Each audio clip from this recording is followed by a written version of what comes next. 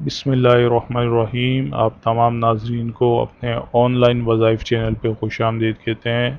ناظرین، آج ہم آپ کو رزق میں اضافے کا وظیفہ بتا رہے ہیں۔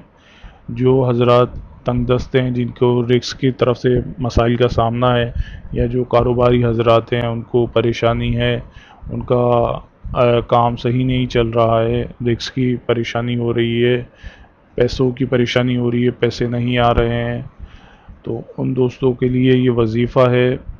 آپ اس وظیفے کو باقاعدگی کے ساتھ کیجئے۔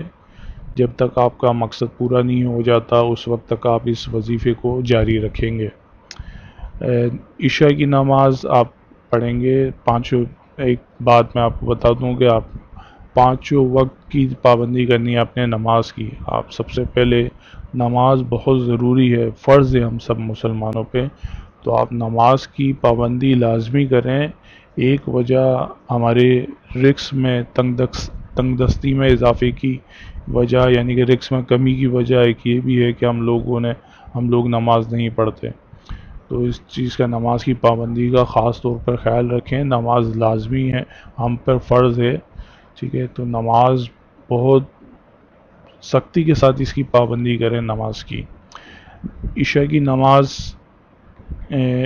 نماز میں وطر سے پہلے، عشاء کی نماز میں جب ہم وطر پڑھتے ہیں، 3 وطر، ان وطر سے پہلے آپ نے 2 رکعت نماز نفل ادا کرنی ہے، ٹھیک ہے؟ اس نفل نماز کے بعد آپ نے 11 مرتبہ اول و آخر درود شریف کے ساتھ 100 مرتبہ یا لطیفو پڑھنا ہے۔